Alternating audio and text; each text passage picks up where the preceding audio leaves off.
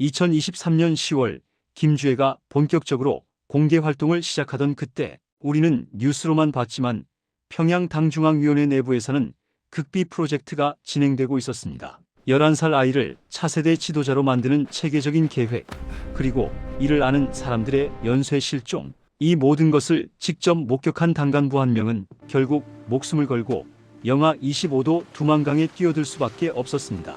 과연 북한 권력의 심장부에서 무슨 일이 벌어지고 있었을까요? 끝까지 시청해 보시고 많은 의견 부탁드립니다. 평양 권력의 심장부에서 원수님께서 리성훈 동무를 부르십니다. 2023년 10월 어느 쌀쌀한 아침 당 중앙위원회 청사 7층 복도에서 들려온 이 한마디는 제 인생을 완전히 바꿔놓았습니다. 아니, 정확히는 제 인생을 끝으로 몰고 간 시작이었습니다. 저는 리성훈, 올해 50살입니다. 평양 토박이 3대째, 할아버지는 항일빨치산 출신이고 아버지는 김일성 동지를 직접 모신 당 간부였습니다. 저 역시 김정일 대학을 나와 당 중앙위원회에서 20년을 일했습니다. 평양 중구역에 살림집이 있고 배급도 제대로 받았습니다. 북에서 말하는 핵심 계층, 그것도 최상이었습니다. 그날 저는 김여정 제1부부장의 직속 보좌관으로 발령받았습니다. 앞으로 특별한 임무를 맡게 될 것이요. 당의 신임이니만큼 입 조심하고 귀 열어놓으시오. 김여정 동지는 짧게 그렇게만 말했습니다. 그녀의 차가운 눈빛이 지금도 기억납니다. 마치 저를 사람이 아니라 도구 보듯 하는 시선이었습니다. 책상 위에는 극비 도장이 찍힌 서류 묶음이 놓여 있었습니다. 표지에는 단 4글자만 적혀 있었습니다. 주의 프로젝트. 그때는 몰랐습니다. 이 4글자가 얼마나 무거운 의미인지, 이것 때문에 제가 조국을 버리고 목숨을 걸고 두만강을 건너게 될 줄은 꿈에도 몰랐습니다. 첫날 저는 서류를 읽지 못했습니다. 아니, 읽을 엄두가 나지 않았습니다. 김여정 동지의 그 눈빛이 계속 머릿속을 맴돌았기 때문입니다. 너는 이제 너무 많이 알게 될 것이다. 조심해라. 그런 경고 같았습니다. 저녁에 집에 돌아왔을 때 아내가 물었습니다. 당신 무슨 일 있소? 얼굴이 왜 그렇소? 아무것도 아니요. 새 보직을 받았소. 좋은 자리요? 저는 대답하지 못했습니다. 좋은 자리인지 무덤으로 가는 자리인지 알 수 없었으니까요. 그날 밤 잠이 오지 않았습니다. 창밖으로 보이는 평양의 야경, 불 켜진 당 청사 주최 사상탑의 붉은 불빛, 제가 평생 자랑스럽게 생각했던 이 도시가 그날 밤은 왠지 무섭게 느껴졌습니다. 김주혜, 그 이름의 무게. 2023년 12월 첫눈이 내린 날이었습니다. 긴급회의다. 지금 당장 7층 특별회의실로 오라. 전화를 받고 달려갔을 때 회의실에는 이미 6명이 앉아 있었습니다. 모두 제 선배들이었습니다. 조직지도부, 선전선동부, 교육부, 당의 핵심 부서 간부들이었습니다. 김여정 동지가 들어오자 모두 일어섰습니다. 앉으시오. 오늘부터 동무들은 하나의 목표만 생각해야 하오. 주의 동지를 우리 공화국의 차세대 지도자로 만드는 것이오. 회의실이 순간 얼어붙었습니다. 주의 동지, 김정은 원수님의 따님, 그때 나이가 겨우 11살이었습니다. 원수님의 뜻이요. 주의 동지는 단순한 자녀가 아니요. 백두혈통의 정통 계승자요. 우리는 지금부터 주의 동지가 인민들 앞에 당당히 설 수 있도록 체계적으로 준비할 것이요. 김여정 동지는 말하면서 두꺼운 서류 묶음을 나눠줬습니다. 김주혜 동지 공개활동 일정표 2024-2028 언론 노출 단계별 시나리오, 군부 인사 접견 프로토콜, 인민 행사 참석, 매뉴얼 사진 및 영상 편집 지침. 제 손이 떨렸습니다. 이건 후계자 만들기 매뉴얼이었습니다. 그것도 11살짜리 아이를. 질문 있소? 아무도 입을 열지 못했습니다. 질문을 한다는 것 자체가 위험했으니까요. 좋소. 그럼 각자 맡은 부분을 일주일 내로 구체화해 오시오. 이 프로젝트는 당의 최우선 과제요. 회의가 끝나고 복도로 나왔을 때 선배 한 분이 제 귀에 속삭였습니다. 성훈이, 자네 아직 젊으니 모를 게다. 김정일 동지 시절에도 이런 작업이 있었네. 김정은 원수님을 후계자로 만들 때 말이야. 그때도 이렇게 비밀 프로젝트로 시작했지. 그럼 주의 동지가 진짜로? 쉿, 여기서 그런 소리 하는 게 아니야. 우리는 그냥 시키는 대로만 하면 돼. 알았나? 그날 밤 집에 돌아와서도 서류를 펼쳐놓고 멍하니 있었습니다. 아내가 물었습니다. 당신 요즘 이상하오. 무슨 일 있는 거 아니오? 아니요. 일이 좀 복잡해서 그렇소. 어떻게 말할 수 있겠습니까? 당신의 남편이 지금 11살짜리 아이를 독재자로 만드는 프로젝트에 참여하고 있다고. 그리고 이걸 거부하면 우리 가족 모두가 위험해진다고. 그날 밤 저는 김주혜 동지의 사진을 오래 들여다봤습니다. 아버지 손을 잡고 군부대를 시찰하는 모습. 웃고 있었지만 그 웃음이 진짜 같지 않았습니다. 이 아이는 자기 운명을 알고 있을까? 자기가 도구가 되고 있다는 걸 알까? 그리고 또 하나 의문이 들었습니다. 왜 김여정 동지가 이걸 직접 챙기지? 김여정의 야심, 김주혜의 운명. 2024년 4월 평양에 봄이 왔습니다. 하지만 저는 봄을 느낄 수 없었습니다. 이 사진 다시 찍어. 주혜 동지가 너무 어려 보여. 원수님 옆에 설 때는 주혜 동지가 더 크게 보이도록 각도를 조정해. 표정이 너무 순진해. 좀 더 위험 있게. 김여정 동지는 김주혜의 모든 공개 활동을 직접 통제했습니다. 사진 한 장, 영상 한 컷, 심지어 서 있는 위치까지 전부 지시했습니다. 어느 날 중대한 회의가 있었습니다. 김정은 원수님이 참석하는 자리였습니다. 여정이 주혜 교육은 잘 되고 있는가? 예, 원수님, 주혜는 빠르게 배우고 있습니다. 곧 군 지휘관들 앞에서 말씀을 할 수 있을 것입니다. 그때 김여정 동지의 표정을 봤습니다. 미소를 짓고 있었지만 눈은 웃지 않았습니다. 마치 자기 계획을 실행하고 있는 사람 같았습니다. 회의가 끝나고 김여정 동지가 저를 불렀습니다. 리성훈 동무, 다음 주 주에 동지 일정 있지? 예, 화학공업대학 참관입니다. 그날 나도 동행한다. 그리고 원수님은 참석하지 않으신다. 저는 순간 이상함을 느꼈습니다. 지금까지 김주혜 동지의 모든 공개 활동에는 김정은 원수님이 함께했습니다. 그런데 이번에는 김여정 동지만 동행한다? 혹시 원수님께서 허락하신 겁니까? 김여정 동지의 눈빛이 차갑게 변했습니다. 리성훈 동무, 동무는 내 보좌관이요. 원수님 보좌관이 아니요. 알겠소? 예, 죄송합니다. 그날 밤 선배 한 분이 조용히 제게 말했습니다. 성훈아, 눈치챘나? 여정 동지는 자기 세력을 만들고 있어. 무슨 말씀이십니까? 주혜를 키우는 게 아니라 주혜를 이용하고 있다는 뜻이야. 원수님이 만약에 무슨 일이 생기면 주혜는 어리잖아. 그럼 누가 섭정을 하겠나? 그 말에 등골이 오싹했습니다. 여정 동지입니까? 쉿, 이런 말 입 밖에 내면 우리 둘 다 끝이야. 그냥 모른 척 일이나 하자고. 하지만 그 뒤로 보이기 시작했습니다. 김여정 동지는 주혜를 키우는 게 아니라 만들고 있었습니다. 자기 뜻대로 움직이는 꼭두각시로. 5월 어느 날 김주혜 동지가 군 지휘관들 앞에서 연설을 했습니다. 준비된 원고를 읽는 것이었지만 목소리에 힘이 없었습니다. 우리 인민군은 원수님의 명령에 중간에 말을 더듬었습니다. 12살짜리 아이가 장성들 앞에서 연설을 한다는 것 자체가 무리였습니다. 연설이 끝나고 김여정 동지가 주혜를 데리고 나갔습니다. 그리고 복도에서 들렸습니다. 왜 그렇게 못했어? 내가 몇 번을 연습시켰는데. 김주혜 동지의 눈에서 눈물이 흘렀습니다. 하지만 울지 않으려고 애쓰고 있었습니다. 그 모습을 보고 저는 깨달았습니다. 이 아이는 행복하지 않구나. 자기 삶을 살지 못하고 있어. 그리고 또 하나 확신했습니다. 김여정은 주혜를 위하는 게 아니야. 자기 권력을 위해 이용하고 있어. 그날부터 불안이 시작됐습니다. 2024년 7월 평양은 무더웠습니다. 하지만 더위보다 더 무서운 것이 시작됐습니다. 박성철 동무가 어디 갔소? 오늘 회의에 왜 안 보이요? 지방으로 발령 났다고 하던데요. 박성철 선배, 저와 함께 주혜 프로젝트에 참여했던 교육부 간부였습니다. 발령? 갑자기 아무 말도 없이? 일주일 후 김명수 동무는요? 연락이 안 되는데. 그 동무도 함경도로 내려갔다고 들었소. 김명수 동무, 선전선동부에서 김주혜 동지의 언론 보도를 담당하던 분이었습니다. 2주 후 리철민 동무 소식 들었소? 갑자기 보이질 않는데. 보위부에서 데려갔다는 소문이. 리철민 선배, 조직 지도부 간부였고 주혜 프로젝트 회의 때 저 옆에 앉으시던 분이었습니다. 한 달 사이에 3명이 사라졌습니다. 모두 주혜 프로젝트를 알고 있던 사람들이었습니다. 처음에는 우연이라고 생각했습니다. 그냥 인사 이동이라고, 지방 발령이라고. 하지만 점점 확신이 들었습니다. 이건 우연이 아니야. 누군가 입을 막고 있어. 8월 초 또 다른 선배가 저를 조용히 불렀습니다. 성훈아, 조심해. 우리 차례가 곧 올 거야.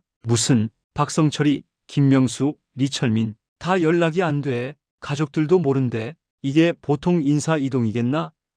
등골이 서늘해졌습니다. 왜 그러는 겁니까? 우리가 너무 많이 알잖아. 김여정이 뭘 하려는지, 주애를 어떻게 이용하려는지, 이런 걸 아는 사람들이 위험한 거야. 그럼 우리는 조용히 있어. 최대한 눈에 띄지 마. 그리고 기회가 되면 빠져나가. 그 말에 충격을 받았습니다. 빠져나가? 탈북을 말하는 겁니까? 선배님, 그건 너무 목숨이 중요하나, 체제가 중요하나? 자네 아직 50이잖아. 아내도 있고 자식들도 있잖아. 이대로 당해 죽을 거야? 그날 밤부터 잠이 오지 않았습니다. 창밖을 보면 길 건너편에 검은 승용차가 한 대 서 있었습니다. 매일 밤 같은 위치에, 그리고 차 안에는 사람이 앉아 있었습니다. 감시였습니다. 8월 중순, 출근길에 낯선 사람이 저를 따라왔습니다. 점심 먹으러 식당에 가도, 퇴근길에도 항상 20m 뒤에서 보이부였습니다. 집에 돌아와 아내에게 말했습니다. 당신, 우리 떠나야 할 것 같소? 무슨 소리요? 어디를 떠난다는 거요? 여기, 이 나라를. 아내의 얼굴이 창백해졌습니다. 당신 미쳤소? 그게 무슨 소리요? 나 죽고 싶지 않소? 우리 자식들 고아 만들고 싶지도 않소? 그날 밤 아내와 나는 밤새 이야기했습니다. 울고 싸우고 또 울었습니다. 다음날 새벽 아내가 말했습니다. 알았소. 당신 따라가겠소. 대신 제발 살아서 나가요. 약속하시오. 8월 20일 출근길에 그 선배가 제 옆을 스쳐 지나가며 속삭였습니다. 성훈아, 나 내일부터 출근 못할 것 같아. 살아남아라. 그게 마지막이었습니다. 그 선배는 그날 저녁 집에서 보이부에 연행됐습니다. 가족들이 울부짖는 소리가 동네에 퍼졌다고 합니다. 그날 밤 저는 결심했습니다. 다음은 나다. 지금 나가지 않으면 끝이다. 2024년 9월 3일 제 인생에서 가장 긴 하루가 시작됐습니다. 리성훈 동무, 중국 접경 지역 현지 지도 출장 명령이요. 다음 주 월요일 출발이요. 이게 기회였습니다. 마지막 기회. 주말 동안 준비했습니다. 돈을 모았습니다. 달러로 5,000불 정도. 당 간부니까 가능한 액수였습니다. 중국 쪽 연락처도 구했습니다. 옛 동기가 중국에 친척이 있다고 했던 게 기억났습니다. 아내에게 말했습니다. 당신, 내가 신호를 보내면 어머니 모시고 함흥으로 가시오. 거기서 기다리면 사람을 보내겠소. 당신, 정말 가는 거요? 미안하오. 우리 가족을 지킬 방법이 이것밖에 없소. 아내는 울지 않았습니다. 그냥 꽉 안아줬습니다. 9월 9일 출장 떠나는 날 청진 쪽으로 향했습니다. 동행자는 보이부 요원 1명. 그를 따돌려야 했습니다. 동무, 나는 현지 협동농장 먼저 가볼 테니 동무는 시인민위원회에 들르시오. 저녁에 만납시다. 하지만 규정상 내가 당 중앙위 간부요. 걱정 마시오. 권위로 눌렀습니다. 다행히 그가 따르지 않았습니다. 오후 3시 저는 청진을 벗어나 두만강 쪽으로 향했습니다. 택시를 타고 버스를 타고 마지막에는 걸어서 국경까지 15km. 가슴이 터질 것 같았습니다. 해가 지고 어둠이 내렸습니다. 강가에 도착한 건 밤 10시. 강물 소리가 들렸습니다. 두만강, 저 건너가 중국, 저 건너가 자유. 하지만 경비대가 있었습니다. 초소가 보였고 순찰이 20분마다 지나갔습니다. 자정이 넘어서까지 기다렸습니다. 추웠습니다. 9월이라지만 밤 기온은 10도 아래로 떨어졌습니다. 새벽 3시 순찰이 지나가고 15분 후 지금이다. 강으로 뛰어들었습니다. 물이 차가웠습니다. 뼈속까지 파고드는 추위. 하지만 헤엄쳐야 했습니다. 중간쯤 왔을 때 불빛이 보였습니다. 초소에서. 그리고 소리쳤습니다. 거기 누구냐? 서라. 총소리가 들렸습니다. 탕, 탕, 탕. 물속으로 잠수했습니다. 폐가 터질 것 같았지만 계속 헤엄쳤습니다. 다시 물 위로 올라왔을 때 저쪽 강둑이 가까워져 있었습니다. 중국 쪽. 마지막 힘을 다해 헤엄쳤습니다. 강둑에 손이 닿았습니다. 기어올랐습니다. 온몸이 떨렸습니다. 추위 때문인지 공포 때문인지 알 수 없었습니다. 돌아봤습니다. 북한 쪽 강둑에서 손전등 불빛이 이리저리 움직였습니다. 그들은 저를 찾고 있었습니다. 저는 일어나 뛰었습니다. 중국 쪽 숲속으로. 해가 떴을 때 저는 어느 마을 외곽 헛간에 숨어 있었습니다. 나는 살았다. 두만강을 건넜다. 하지만 안도할 수 없었습니다. 중국은 탈북자를 북송합니다. 여기도 아직 안전하지 않습니다. 핸드폰을 켰습니다. 미리 적어둔 번호로 전화했습니다. 여보세요? 저 김철수 친구입니다. 도움이 필요합니다. 중국 연변 마이너스 추격에 공포 중국에 도착했다고. 안전한 게 아니었습니다. 오히려 새로운 지옥이 시작됐습니다. 조선족 브로커 김철수 씨가 저를 데리러 왔습니다. 낡은 트럭에 태워 연변 조선족 자치주 어느 마을로 갔습니다. 여기서 2주 정도 숨어 있어야 합니다. 베이징까지 가려면 시간이 필요합니다. 조선족 농가 헛간에 숨었습니다. 낮에는 나갈 수 없었습니다. 밤에만 조금씩 밖에 나왔습니다. 9월 12일 김철수 씨가 급히 달려왔습니다. 큰일 났습니다. 북한 보위부가 이 동네를 뒤지고 있습니다. 당신을 찾는 것 같습니다. 뭐라고요? 당신이 보통 탈북자가 아니지 않습니까? 당 간부였고 김여정 측근이었다면서요? 그쪽에서 필사적으로 찾고 있습니다. 심장이 멎는 줄 알았습니다. 어떻게 하죠? 일단 여기를 떠나야 합니다. 더 깊은 곳으로. 그날 밤 다른 마을로 옮겼습니다. 그리고 또 옮기고 또 옮겼습니다. 일주일 동안 5번을 장소를 바꿨습니다. 매일 밤 악몽을 꿨습니다. 보위부가 문을 박차고 들어오는 꿈, 다시 북으로 끌려가는 꿈, 처형당하는 꿈. 9월 20일 김철수 씨가 심각한 표정으로 말했습니다. 더 이상은 제가 감당할 수 없습니다. 당신 한국 대사관으로 가야 합니다. 어떻게 갑니까? 여기서 베이징까지 제 친구가 짐차 운전합니다. 거기 숨어서 가세요. 3일 걸립니다. 9월 23일 짐차 화물칸에 숨어 베이징으로 향했습니다. 이불과 옷가지 사이에 끼어 3일을 버텼습니다. 숨도 제대로 못 쉬고 먹지도 마시지도 못했습니다. 9월 26일 아침 베이징 도착. 저기가 한국 대사관입니다. 보이죠? 멀리서 태극기가 보였습니다. 그 순간 눈물이 났습니다.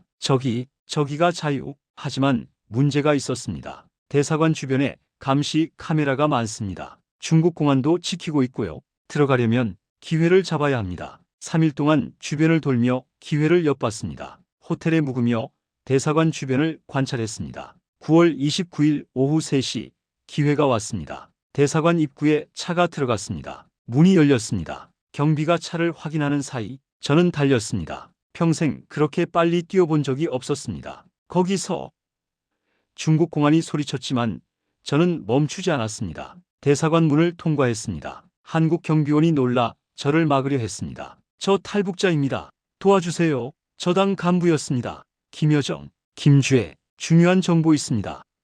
그 순간 무너졌습니다. 그 자리에 주저앉아 울었습니다. 살았다. 나 살았다. 베이징 한국 대사관 마이너스 최후의 증언. 대사관 안은 따뜻했습니다. 아니, 정확히는 안전했습니다. 담요를 덮어주고 따뜻한 물을 줬습니다. 한국말이 들렸습니다. 같은 말인데 북과는 억양이 달랐습니다. 부드러웠습니다. 괜찮으세요? 천천히 숨 쉬세요. 한국 외교관이 옆에 앉았습니다. 이름이 어떻게 되시죠? 리성훈입니다. 50세, 평양 출신, 당 중앙위원회 간부였습니다. 외교관의 눈빛이 변했습니다. 당 중앙위라고요? 예, 김여정 제1부부장 직속 보좌관이었습니다. 그리고 김주의 후계 프로젝트를 담당했습니다. 그 말에 방안이 조용해졌습니다. 잠깐만요. 지금 뭐라고 하셨죠? 김주의, 김정은 원수님의 따님, 그 아이를 후계자로 만드는 프로젝트가 있었습니다. 저는 그 실무를 담당했습니다. 외교관이 급히 전화를 걸었습니다. 그리고 30분 후 3명이 더 들어왔습니다. 정보기관 사람들 같았습니다. 리성훈 씨, 처음부터 자세히 말씀해 주시겠습니까? 김주에 대해 아는 모든 것을요. 그날부터 일주일 동안 저는 증언했습니다. 2023년 10월 김여정 측근이 된 것, 주의 프로젝트 서류를 본 것, 후계자 만들기 매뉴얼의 존재, 김여정과 김주의 관계, 김여정의 야심, 동료 간부들의 연쇄 실종, 그리고 재탈북. 중요한 건 이겁니다. 김주애는 후계자가 아닙니다. 김여정의 도구입니다. 무슨 뜻입니까?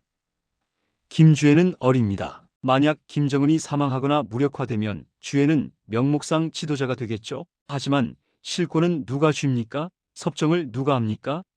김여정. 맞습니다. 김여정은 주애를 키우는 게 아니라 자기 권력을 위한 꼭두각시를 만들고 있습니다. 그리고 이걸 아는 사람들을 제거하고 있습니다. 증언 도중 제가 가져온 USB를 건넸습니다. 여기 일부 문서가 있습니다. 제가 복사해둔 것들입니다. 주의 프로젝트 일정표, 언론 통제 지침, 김여정의 지시사항들. 외교관들이 놀란 표정으로 USB를 받았습니다. 10월 5일 제게 말했습니다. 리성훈 씨, 한국으로 가실 준비가 됐습니다. 내일 특별기로 인천공항에 도착하실 겁니다. 정말 한국에 갈 수 있습니까?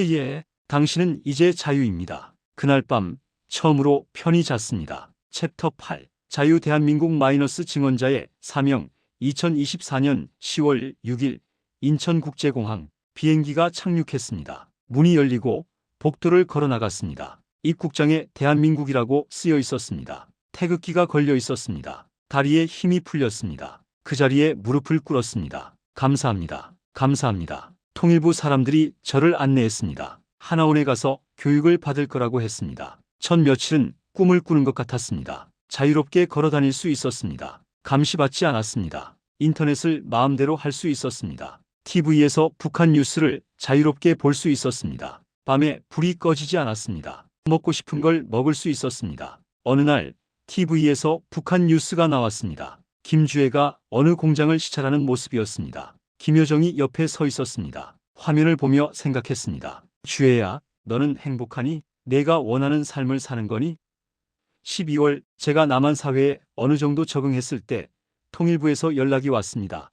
리성훈 씨, 당신의 증언이 매우 중요합니다. 언론 인터뷰를 하시겠습니까? 북한의 실상을 알리는 게 중요합니다. 처음에는 망설였습니다. 북에 있는 어머니가 걱정됐습니다. 함흥에 계신 78세 어머니, 하지만 결심했습니다. 하겠습니다. 제가 본 것, 겪은 것을 세상에 알려야 합니다. 지금 이 순간 저는 자유 대한민국에 살고 있습니다. 매일 아침 일어나면 감사합니다. 자유롭게 숨 쉴 수 있다는 것, 두려움 없이 말할 수 있다는 것, 선택할 수 있다는 것. 가끔 밤에 악몽을 꿉니다. 두만강을 건너는 꿈, 보위부에 쫓기는 꿈. 깨면 온몸이 땀으로 젖어 있습니다. 하지만 창밖을 보면 서울의 불빛이 보입니다. 자유의 불빛입니다. 북에 남겨둔 사람들을 생각합니다. 어머니, 동료들, 그리고 김주애. 특히 김주애가 생각납니다. 그 아이는 선택할 수 없었습니다. 태어날 때부터 운명이 정해졌습니다. 백두혈통이라는 이유로 권력의 도구가 됐습니다.